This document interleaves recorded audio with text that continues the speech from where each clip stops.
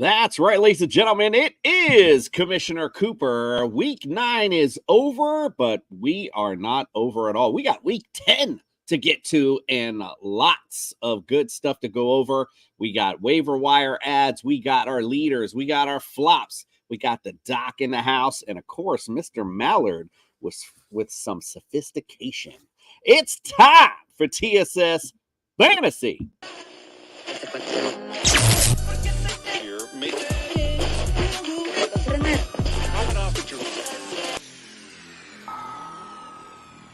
It's time for TSS Fantasy. Fantasy.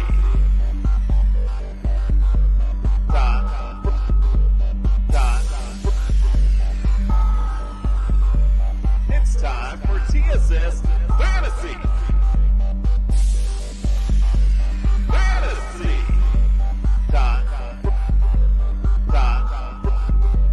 It's time for TSS Fantasy. You know, the great thing about being a football player is you don't have to take a shower to go to work. There it is. There it is, indeed. Let's get it on. We got, like I said, we had a busy week 9 and even busier week 10. Let's get the introduction started. Welcome to the studio, Justin Jesus Herrera. I am not going to get fooled by that mute button again. I am here. Let's go. Let's go, guys. Fred, I wish I was on your level, but my hockey team is the San Jose Sharks, and we suck. So I'm still on the football. I'm looking forward to this week. We're going to see Chase Young, baby. SF Nation is back. If your team was the Jets, you'd be moving on to hockey too, no matter what your team was. Let's also welcome to the studio Fred the Jester Reyes. Yeah! Let's go, baby. Listen, the best time of year. You got football going on. You got basketball. You got hockey going on. You know what's coming up soon. Everybody partake in the Jester Sacks giveaway. Everything is coming up soon. You're in the good time. It's the holiday spirit. Let's start get going. Let's make it happen. I already got the Hall of Fame helmet to give away, so we're going to see what else we're going to get. All right, loading up. Fred is loading up his sack. All right, let's pay the bills. Don't forget, go to tssfantasy.com. My rankings are up to date for week 10. We'll wait for the others here later on this week, but just make sure you go check those out. Also, go to Underdog Fantasy for a very limited time. We're going to double your deposit. Not 1, not 2, not 3, not 4.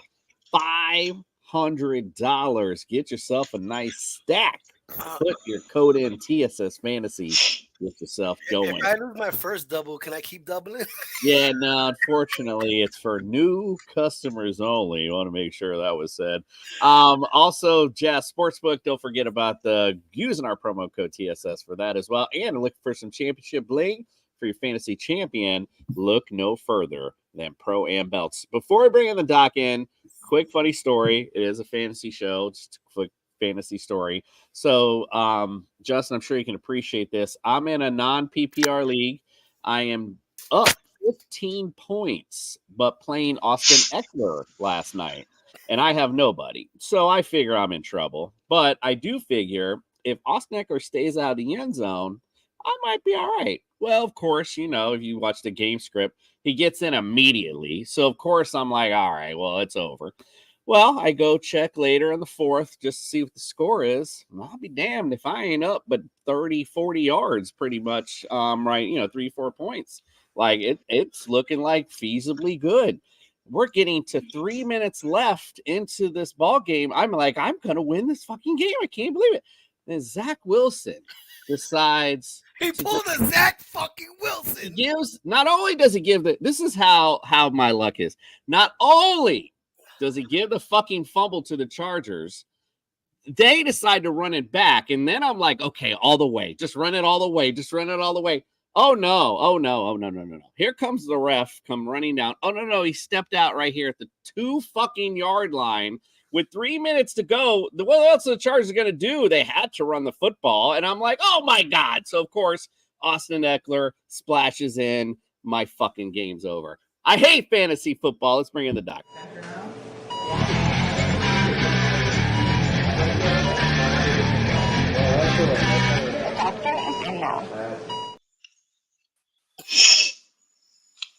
The doctor is in, and he at least is a winner. Welcome into the studio, my friend. Hey, thanks, guys. Great to be here. Commissioner, sorry about your Eckler story, or I guess really that's a Jets problem there more than an Eckler problem. Sorry for you regardless, my friend. So let's start with some quick ones before we get into the meat of tonight's show. Cordarrelle Patterson, he had an ankle sprain in the first half, but he did return in the second, so that's looking good for Patterson. Moving on to Christian Watson. Excuse me. He was tagged with chest and back injury after I'm sorry, this doesn't make for good podcasting. Excuse me, after his only catch this weekend, but he did not sustain a concussion. So that's really good for Watson owners, not in concussion protocol. KJ Osborne can't say the same. So he was carted off the field this weekend and now is in concussion protocol. So stay tuned for Brian later in the week. Dallas Goedert, so broke his right forearm. And the story is it was after a stiff arm, but I don't think it was after the stiff arm that broke his forearm. I think it was after the defender landed on his forearm. So he had surgery yesterday, Monday, and this is likely a trip to the IR. They're saying 4 weeks, but I think that's a very ambitious timeline. So Goedert done for about a month. Expect him on the IR. Let's move to the big ones for tonight's show. Things have gone from bad to worse for Daniel Jones. So he missed the last 3 weeks with the neck injury, right? This was the chronic neck injury we've talked about more than once in the segments. And then this weekend, his right knee buckled as he was backing up, right? He's dropping back for a pass, and it was this weird buckling. It was confirmed that it is, in fact, a right ACL anterior cruciate ligament tear that's going to end his season. So ACL tears are super common from non-contact injuries than from contact injuries. We've talked about that a lot, but usually landing or changing direction. This was a really strange way to tear it. Not a good look for Daniel Jones, right? Not a very dominant look way to tear it. He right now is really glad that he inked a $160 million contract before the season started, right? He's got $35 million guaranteed for next year. I don't know if he plays a single snap next season, but ooh, bad look for Jones. Well, to be fair to Daniel Jones, I remember tearing my meniscus playing ping pong. So to make him feel a little bit better. But in all seriousness, and that particular injury, and you could correct me if I'm wrong, but I just thought, well, maybe he had torn it earlier and just maybe it didn't, register, whatever. Maybe there was some swelling, whatever it might have been. And then when he took that step, it finally, because there, like you said, I've never seen an ACL tear with like non-contact. I mean, well, I shouldn't say non-contact, but non-like forces, I guess, if you will, pushing him in one way or the other. He looked like he was just basically walking backwards. So it was just crazy. Yeah, so things are better if you're Jalen Hurts now. So no secret his right knee's been bothering him since at least week 8 that we know of, maybe sooner. I'm really happy that the Eagles have a week 10 bye. This could not be better timed for Hurts. But I think there's no reason to think he won't be back in himself by week 11. But I'd be curious what you guys say to this. It might be worth giving him an extra week or 2 after the bye. The Eagles, I was going to say they're dominating their division, but they're dominating football right now. And they need him for a deep playoff run. It's out of my wheelhouse to speculate if they're going to rest him a little bit, but it may be wise to let him fully recover for a couple of weeks before bringing him back, because you need to talk about Jalen Hurts in 2024. We don't really need him the rest of 2023. So I don't know. It's worth speculating for you guys. Well, for my fantasy roster, I certainly hope that's not the case. But in football wise, I would think what they would do in the position that they're in is, obviously, but bring him back, because they're almost close to that point where they can nail down home field advantage throughout. And I think once that happens, that's probably when they'll be like, all right, we're going to shut Jalen down, let him rest before the playoffs. And, you got, good with the bye, then he's got a good rest for a little bit prior. So that's what we're going to say, Fred. My bad. We have to take into consideration that their next 5 games are the Chiefs, Bills, Niners, Cowboys, Seahawks. Mm-hmm. You don't want to lose to the Chiefs. You lost to them in the Super Bowl. You don't want to lose to the decent Bills team, the 49ers. You're going to see them in the conference championship. So Cowboys, your division rivals. So, yeah, you can't really sit them the next 5 weeks. So Hurts will be back week 11. Yeah, we'll see him then, thankfully. Hey, let's end the show or the segment on a low note. Cam Akers. So the MRI confirmed what everybody feared. He's torn his left Achilles tendon, and he missed most of 2021 with a torn right Achilles. And you know, I was first to say I was wrong on his ability to recover rapidly. He became, if not the first, the most prominent NFL player to undergo, we've talked about that internal brace procedure, the speed bridge, which turned his timeline for recovery from a year to 5.5 months. And, you know, he came back at the end of the 2021 postseason. I didn't think he'd come back that quick. I didn't think he'd be as explosive as he's been. So, again, confirmed that it was now the other Achilles that's ruptured. Here is the understatement maybe of the year. Coach Kevin O'Connell said, quote, Cam is pretty bummed out, end quote. You think?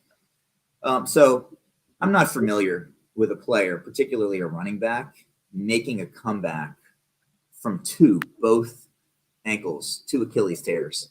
Call Aaron I Rodgers. hope I'm wrong, and I wish him the best, but I fear this may be a wrap in his career. Oof, man.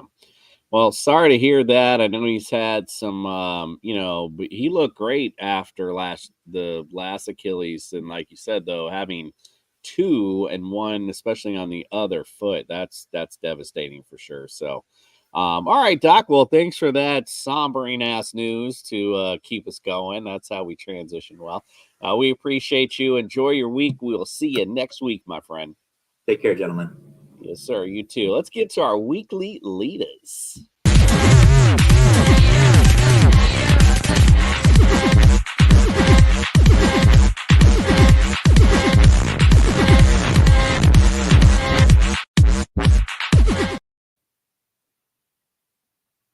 There's a guy in Houston. I don't know if you guys are aware that dominated and CJ nasty I was watching it. Stroud. Oh God. I mean, this guy, it was fun to watch that game at least. I was already depressed from the earlier morning football. So it was fun to watch that and see this kid just ball out. It was awesome.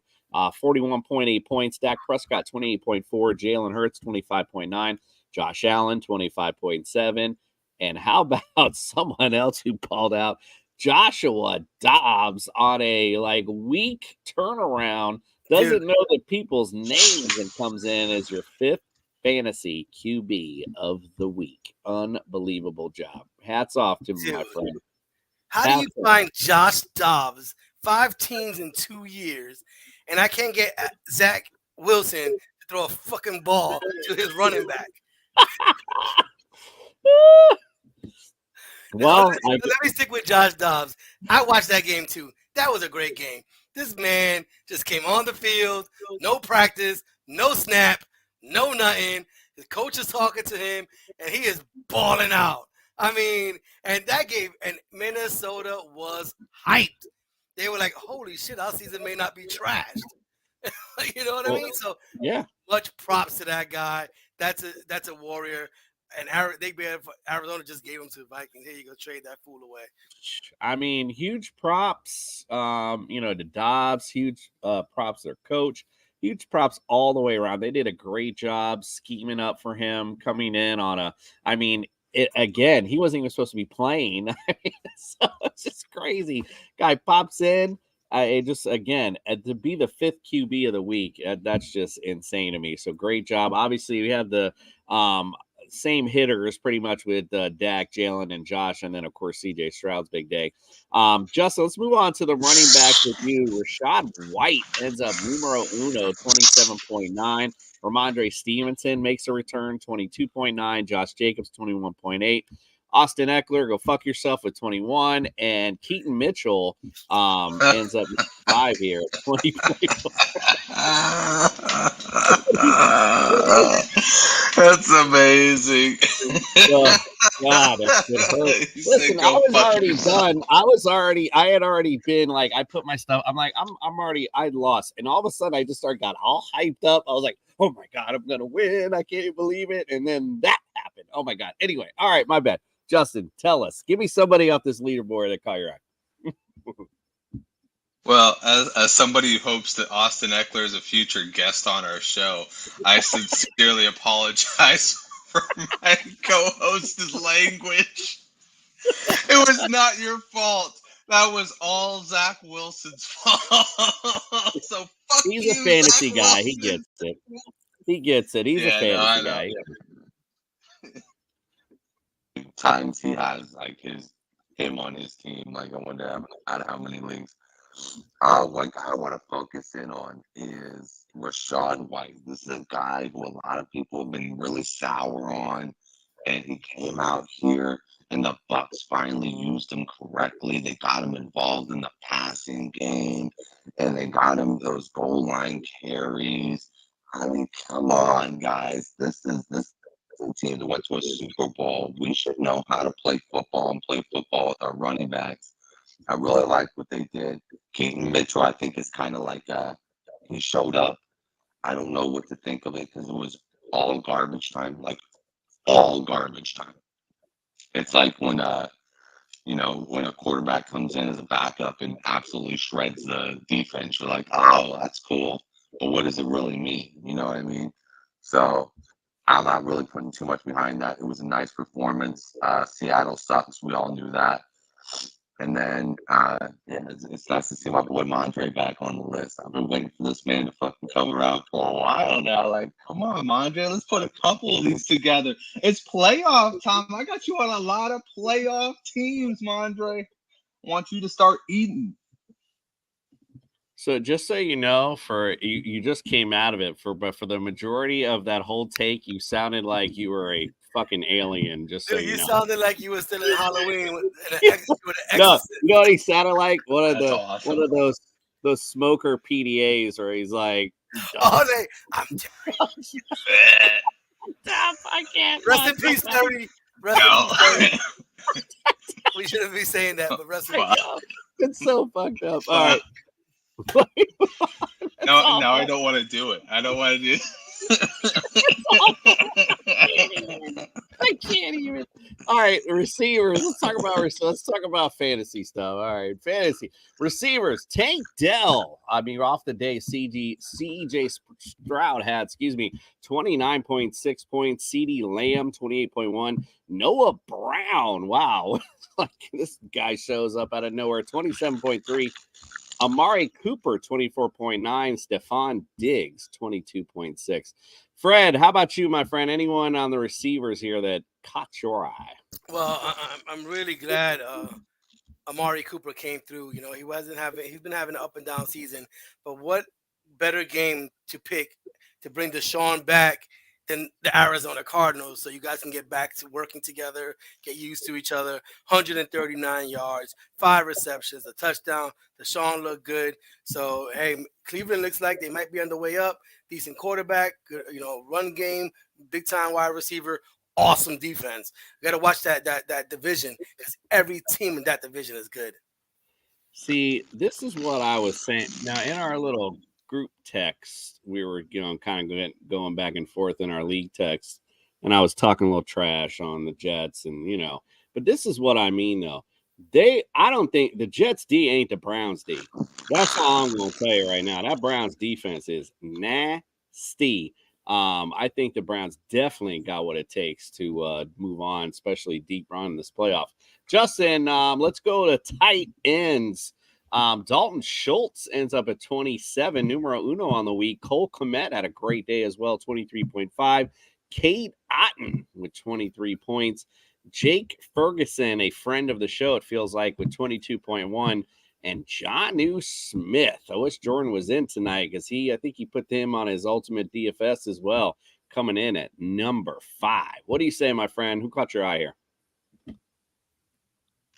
Wow. Did anybody? Is that still coming through like that? That's awesome. I gotta restart my computer or something. This whole freaking tight end roundup here is holy shit. Like you're just over here like thinking to yourself, who are these people? Like Cole Komet, Dalton Schultz. I can kind of hear it echoing in the background. I think. We are going to hell. We're going to hell. Well, at least I'll have good friends there. I'll tell you what, the one that surprised me is Taysom Hill because consistency. I don't think that we've really seen consistency from Taysom Hill, but he is putting these weeks together where he is top 10, top 5. And I'm like thinking to myself, this guy's in a spot start anymore. This guy's almost a locked and loaded guarantee start. And you can go and flex him too, because now he's catching passes too. That was always the one thing. He was always the quarterback, the running back, and it was always a weird thing. They designated him as the tight end. But now he's actually doing tight end things and catching passes for touchdowns. So I love it. I'm all here for the Taysom Hill hype for sure. And I know you are too, Coop. Yeah. Those basketball teams. Absolutely, I am. I picked him up in my other home league because I was struggling with, Evan Ingram's had an okay year, but it's just been okay. So I pick up Taysom Hill. All of a sudden, my team's on a little streak because this guy is getting it every week. It's been great. Let's talk about defense real quick. Chargers 27. So I just go say, I said it. When you play the Jets, play that other defense because they're going to be great. 27 points on the night, and never mind. Colts 26 points, Browns 23, Raiders 19, and the Ravens rounded it out with 15 at number 5. All right, let's talk. We talked about some winners. Let's talk about some flops. Can't you morons do anything right? They did their best. Flip-flops. Flip-flops. They did their best. Flip-flops. Calm down, diddly diddly diddly diddly diddly.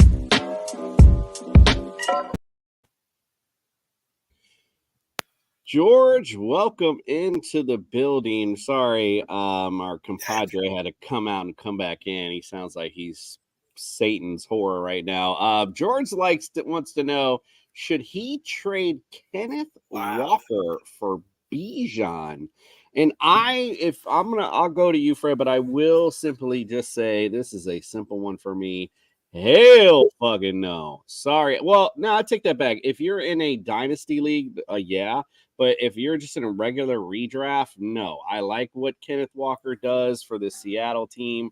Atlanta right now, if you sit there and watch this team, every week when they get to the goal line, it seems like it's almost like they put in Tyler Algier to score touchdowns.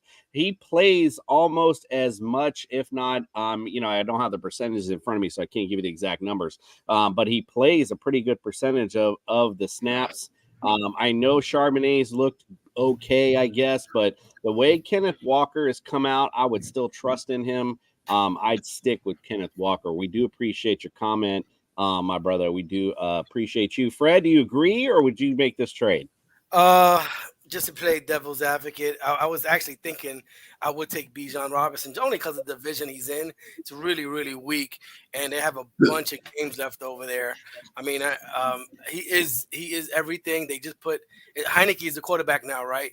So I believe things only can get better. So I think if I could and I had enough backing, I would do Bijan Robinson for Kenneth Walker. Justin, you sticking with this, or would you make this trade? Oh, what's funny is anytime you type in Bijan Robinson, the first thing that pops up in the search engine is what happened to Bijan Robinson, which is kind of how I feel like this entire season. Like, what happened? I thought you were going to say a picture of Tyler Algier popped up. Yeah, exactly. You know what, man? It's tough because I trust Kenneth Walker, but at the same time, Zach Charbonnet has led the team in rushes for 2 weeks now. It's not looking so good for our boy Walker. And still Bijan Robinson is dominating the snap share whenever he's out there. I think that this season hopefully turns around for Bijan. I think I would. All right. That's a 2 to do. 1 says no. I like it. All right. Let's go to the flops of the week. All right. Quarterback. Tua is 15th. Lamar Jackson at 18th. Justin Herbert, 25th. And there's the one that really was surprised me. Geno Smith, 29th in the league this week. All right. Well, Justin, any of these QBs, anything caught your eye here? Yeah, man. Freaking how the mighty have fallen. Geno Smith. Holy shit. This guy was QB7 last year. I don't think he's been QB7 all year this year. Not 1 week has he broken in to that top 5 rankings. It's been tough. Herbert, I think, that was the one thing I was kind of standing on. I thought that the Jets were kind of teeter back on Herbert a little bit, and it worked. I mean, I don't know if it's because they didn't need to use him, but I mean, that first half, both offenses were it was just like, yuck it up. Like, why are we watching this game? Because it was just, there was nothing going on. Jackson at 18, product of not having to do much to win that game, right? His whole run game won that game for him. And then Tua at 15, that might be the last time I vouch for the Dolphins ever. Come on. I went so hard to pay for the Dolphins. No salt in the wound. All right. It's still there. All right. I'm still trying to close that thing. I got a whole other week I got to deal with. All right, let's go to the running backs. Jesus. Deonta Foreman, 20th. Swift, 24th. Kamara, 25th. Chuba Hubbard was 26th. Tony Pollard, 28th. Miles Sanders, 29th. Breece Hall, 30th. Now, that did surprise me. I thought he was going to have a huge day against this Chargers defense. Like, run D has been awful. So that was a big surprise last night. James Cook, 34th. Darrell Henderson Jr., 38th. Singletary, another surprise. Not that I thought he was going to be gangbusters, but to be the only running back on a professional football team and come in 42nd, not saying a lot. Kenneth Walker, we're just discussing, 49th overall. Fred, anything caught your eye there? 3. Kenneth Walker being 49th. Don't know what the hell happened, but now, like Justin said, Charbonnet is taking a lot of the reps. Keep your eye on Kenneth Walker. Tony Pollard. I've been hearing it all week.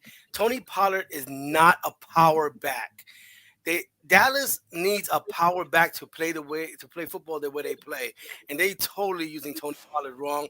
Nobody likes being used. I don't like Tony Pollard being used like that by Dallas. They're not using his speed on the outside, nothing at all.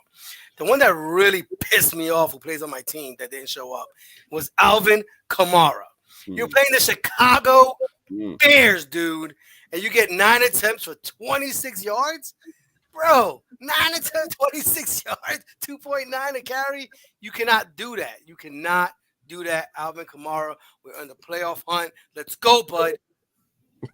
It's like, tighten up. Can't have those things like that.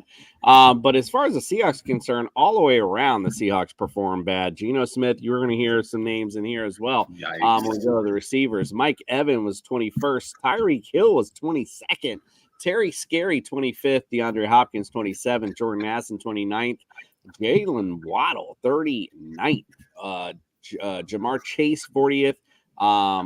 Adam Thielen, 42nd. Devonta Adams, 45th. Cooper Kupp, 49th. Marquise Brown, 52nd. Puka, 54th.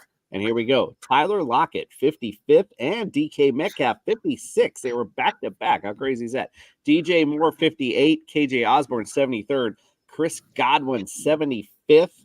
Zay Flowers, 87. Josh Downs, 89th. And George Pickens, 91st. Justin, what do you see here? I see 2 pairs of teammates that should be top 20 receivers on any given Sunday, and they're in this list. And it's kind of weird. Tyreek Hill and Jalen Waddle. Then you got DK Metcalf and Tyler Lockett. that's two guys on both teams that you're like usually like, okay, locked in at least wide receiver 2, and they couldn't really perform to that level for you. Couple other guys. I wasn't really surprised with the Rams guys because who was dishing it? Brett Rippon? Jesus Christ. Did you guys hear that Carson Wentz just got signed? So here we go. The savior is back.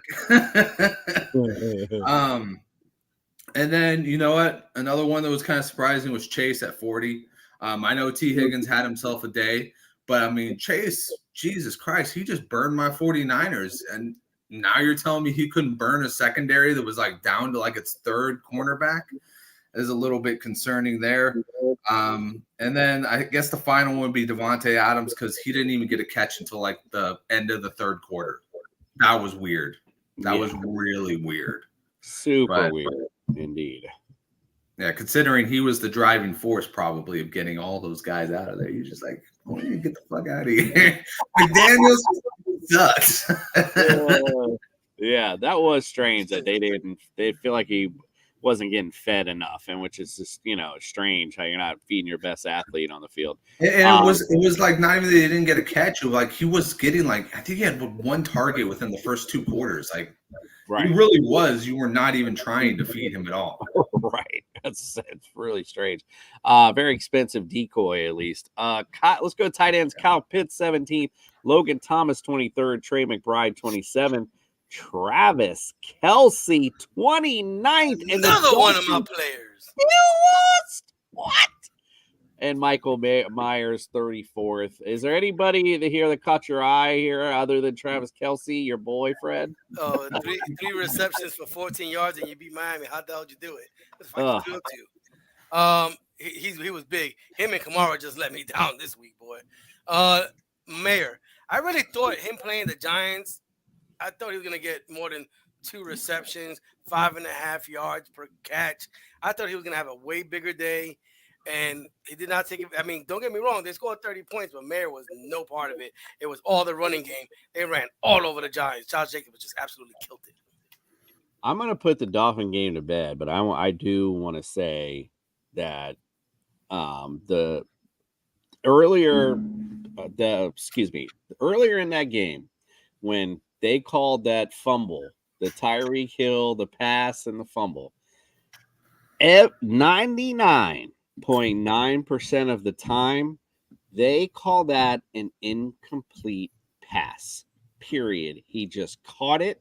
He literally caught it. He didn't have a chance to turn around before he was being hit, and the ball was coming out. But because it was pinned between him and the defender, they allowed that bullshit call to go down. Should have never happened that way. Anyway, I'm done with it. Let's go waiver wire. Yeah, I'll agree with that.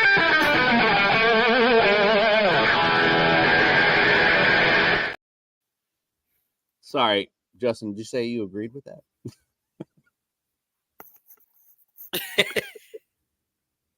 You're on mute. Yeah. It's on a delay. I said I'll agree with that because they did that same exact shit with Jamar Chase in the 49er game, and it would have put us in great position to get back in the game. And instead of calling it a fumble, what it rightfully was, they called an incomplete pass. So, yeah. Every time. No, I feel you. I was literally watching the Saints, whatever game the Bears were playing. Was it the Saints? Yeah, Saints. Yeah. I'm literally watching it, and the exact same play happened. Literally called it incomplete like immediately. And I'm like, that's the thing that got me so much about that play is that they like immediately were like, yep, they already reviewed it. And I'm like, how did they review it already? Like, what? Anyway, all right, I got to move on. I got to move on with my life. Waiver wire. All right, so let's go QB. Justin, I'll go to you for this. Give me a QB off the waiver wire that you think is worthy of a pickup this week. Joshua motherfucking Dobbs. I love this guy's energy. If you need that 1 week guy, because he's not going to be much more than that. If you saw him in Arizona, he lasted about maybe 3 weeks where he was fantasy viable. But the first 2 weeks, he was off the fucking charts. Go with Joshua Dobbs if you got some Jalen Hurts problems this week, or you got a Patrick Mahomes issue. Joshua Dobbs will be a nice fit. Yeah, Josh Dobbs is a nice fit. However, this week they are playing the Saints, so you got a little bit of a matchup problem. I think this week anyway, it might be a little tough. I'll say this Wilson, though. yeah, Bouncing off of that, Tyson Badgett didn't have a bad day with the Bears against the Saints. So I think the Saints defense is maybe a little bit more myth than actual fact. I don't know if I go that far. They are actually pretty decent, but I think to your point, I think homeboy Mr. Tyson's actually pretty. He looked okay out there. Like he looked confident. His throws are on point. I mean, he ain't all that. Get me wrong, but who knows? You may be right too. All right, the offense looks better with him than it does Fields, and not a lot of people want to say that. Right. No, that is true. It is true. They are moving the football with him. That's why I say it's impressive. Some of the throws he made, I was impressed with him. Russell Wilson might be out there. They're playing the Buffalo Bills, though, so it's a bit of a matchup issue. Baker Mayfield, you got the Bucks out there for this week as well, so that could be a matchup. Taylor Heineke also could be somebody. I think they're playing Arizona this week, so that'll be a good matchup for you. So if there's somebody you're looking at, and Will Levis too. I know I talked about chasing the dragon. And, he had the great game 2 weeks ago, and then last week it was just this week it was just kind of average. This could be the week though that he could bounce back with a decent matchup. Will Levis could be a decent play for you this week as well. All right, Fred, what about running back? You got a running back we need to go out there and grab? Even though they're dropping off like flies, I would go with Antonio Gibson with the Commanders, only because last week he had 6 receptions. He doesn't get 6 attempts. He doesn't get as many attempts, but he always is out there for the pass receptions. And and he still got his speed. If he played like he did in New England, they'll be okay. 6 attempts, 5 receptions, still get you maybe 7 to 11 points in that range. Just to slide him in for 1 week while your running backs are down. They're dropping like flies, bud. Yeah. Speaking of that, and I wanted to go back a quick second because we were talking about dropping like flies. This is a pretty big bye week because you got the Dolphins off, you got Eagles off, you got the Chiefs are off, and the Rams. So you got some pretty high players involved. And going back to that QB, and I apologize, I didn't have my stats. I got them up now. Will Levis playing the Bucks, and I know CJ Stroud is the truth, but you just saw what he just did to them. And on vice versa, Baker Mayfield going against this Titans secondary, and that's not all that good neither. So you could have a sneaky little shootout there in Tampa with the Titans and Bucks. So who knows how that game works out, but it's a decent matchup in there. Zach Charbonnet, also, as Justin brought up, has been leading with the carries and stuff, so it should be somebody you could look out for. We talked about Mitchell a little bit ago. You were saying a lot of that was in garbage time, and he did have a really big run also, so a lot of that also comes off of that as well. But you could be looking at another. He looks almost the part, dare I say, another Achane, undersized but makes big plays. Not to say that he's of the same caliber, but he could be that guy that, keep in your flex spot because he could bust out, but, kind of like with Achane, his floor could be really low, but that ceiling could also be really high for him as well. So being one of those guys, it's kind of big risk and, big reward, I guess, if you want to say. All right, let's go to receivers. Justin, what say you? Is there a receiver out there you're looking to grab? Yeah, I'm probably looking to grab Demario Douglas if he's still out there. He still looks like the freshest guy in New England. I know a lot of people are going to be on the Noah Brown thing. I like Noah Brown too, but there's a lot of mouths to feed in Houston. I'm not going to say that he's going to be the most consistent guy. I will say this, Demario Douglas in New England looks like the best receiver, period, and he got fed like he was the best receiver out there. And he was one big play away from actually having a good game. So I will go and take my chances in trying to snag Demario Douglas this week. I said it last week when they played America's team. He looked like the only good player on the Patriots, quite frankly. So, yeah, rightfully so. Feed the guy that's going to make plays. I totally agree. I love everything about Demario Douglas. especially in PPR. I think you should be, already have him on your roster. Tank Dell, if he's out there. Quentin Johnston as well. Khalil Shakir, if I could get that out right, has been cementing himself as a third receiver in Buffalo. Take that if you will. OBJ had a nice game last week, so if you want to take a shot there. Noah Brown, as Justin alluded to. I'll go back to the conversation that we were just talking about with Will Levis, though. That's one of those chasing the dragon things. You're not going to get that same production this week, so don't go chasing after Noah Brown and throw him in your lineup thinking you're going to get that this week. Again, as Justin said, there's a lot of mouths to feed there. Tight end wise, can you give me a tight end, Fred, that might be on the waiver you want to look at? Listen, I think you have to go with Cade Otton. The reason why is the previous 3 games he had receptions of 1-3-1. The last 3 games, something hit Baker Mayfield because he had 5-4-5, 5-4-6, and the last one had 2 touchdowns. Listen, if you got Mike Evans, Godwin out there, you got to hit the big man in the middle, especially when you're struggling sometimes. And he was open. I mean, hey, that's the Bucs should stay with the same game plan. Keep giving him the ball at least 5, 6, 7 times a game. What's funny is as you said that, I remember the Bucs game like flashing in front of me. And that's another way I lost my damn fantasy game. If you remember when the Bucs came down and scored after the Texans scored, Mike Evans had a pass that he caught, and it looked like it was supposed to be a touchdown, and they fucking took it out of it. Put him at the 1 yard line. So I would have won. Sorry. All right. Damn. Fantasy is so bullshit. Send Mike Evans a letter. Be like, hey, old man, Bro. Do we need to get you AARP? You falling down already? Bro. He's going to be like, bro, did you see the fumble I recovered to save the game? And you're like, yeah, I'm good. All right. Yeah. So Cade Otton, as Fred alluded to, might becoming a nice target. Baker Mayfield, bro, show this man some respect, bro. Put some respect on Baker Mayfield's name. He's not blowing it out for your fantasy rosters. But for a football-wise Baker Mayfield, I was impressed that he stuck in there after C.J. Stroud brought him down, and he brought them down. I just was talking about that. Mike Evans brought them all the way back down. I was very impressed with Baker Mayfield. Give that man his props this year for sure. Justin, is there a defense you want to stream this week? Anything out there that you like? I'm hammering it home. The Raiders versus the Jets. They already took down one incompetent fucking New York quarterback, Daniel Jones and Tommy DeVito. And now they're going to do it again against the Zach Wilson, man. Can you imagine Zach Wilson in freaking Max Crosby's arms all game long, getting cradled like a little baby? Man. He looks like a little baby. Exactly. He looks like he could be cradled real easily and put to sleep. And I think this Raiders defense is going to do just that.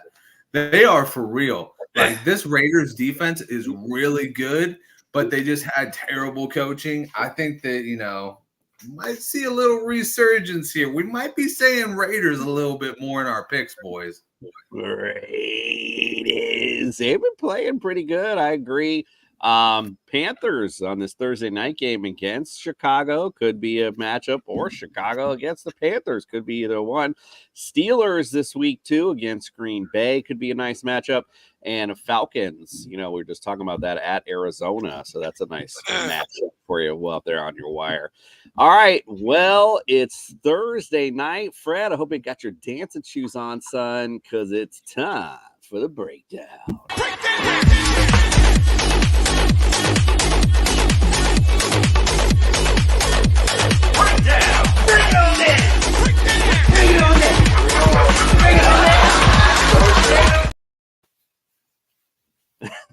Hey, and it's Tuesday night. That's true. Well, we're breaking down the Thursday night game. All right. Well, Thursday night, the Panthers at the Bears. Boy, the Makers. How the hell they get proud prime of time? this one, I'm sure. 48 degrees for this one, partly cloudy. They're calling for winds, though, 15 miles an hour. So make sure you want to check up on that prior to the game. Bears lead this series 7-4. They've won 2 in a row the series. The last time they won was in 2020, and they won 23-17. 8-16. The Bears are favored by 3.5, and the over-under is 39.5. As far as fantasy goes, Panthers against fantasy QBs, they are 11th. Against running backs, they are 31st. Receivers, they're 7th. And against tight ends, they're 9th. Not a bad defense.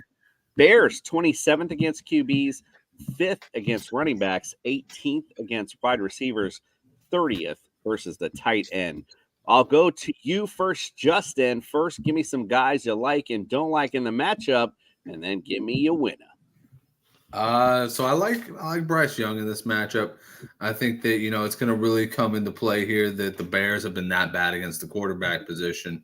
Miles Sanders showed a little bit of life last week, but it's not going to be enough for me to want to stick him in my lineups.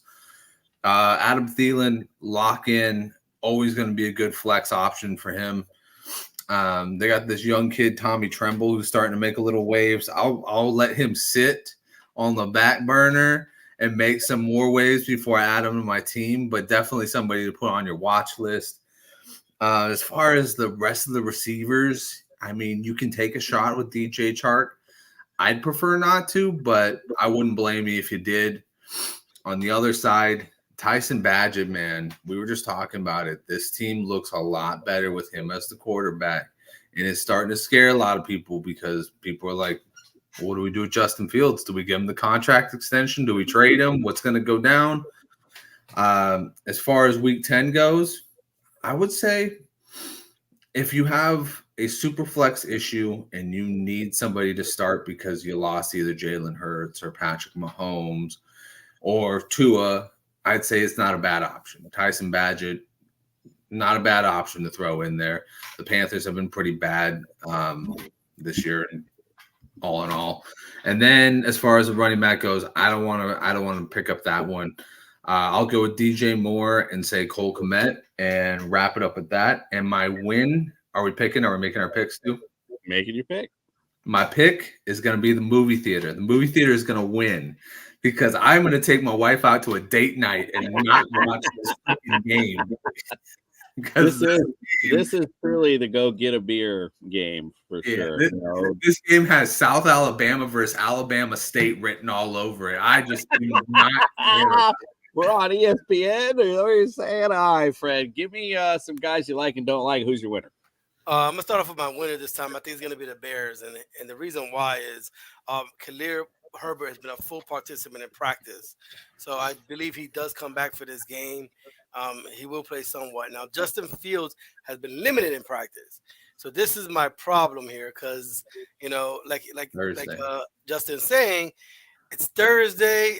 Would they let him rest one more week? Let Badger play? So yeah, I love Thielen, but my guy is gonna be this week is gonna be Herbert. I think he's gonna come back and get that Chicago train going.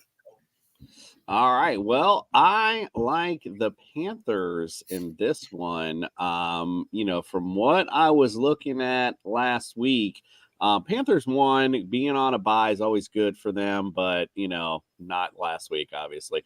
But I think in this particular matchup, defensively is where they are going to reign supreme over this Bears team. I think CJ Stroud has kind of found his stride a bit, if you will. Not to say he's gangbusters out, but he's a lot more seasoned right now than Tyson Badgett. So I just think What did I say? CJ Stroud. CJ Stroud. Yeah, my bad. I wish. Then it would be no problem.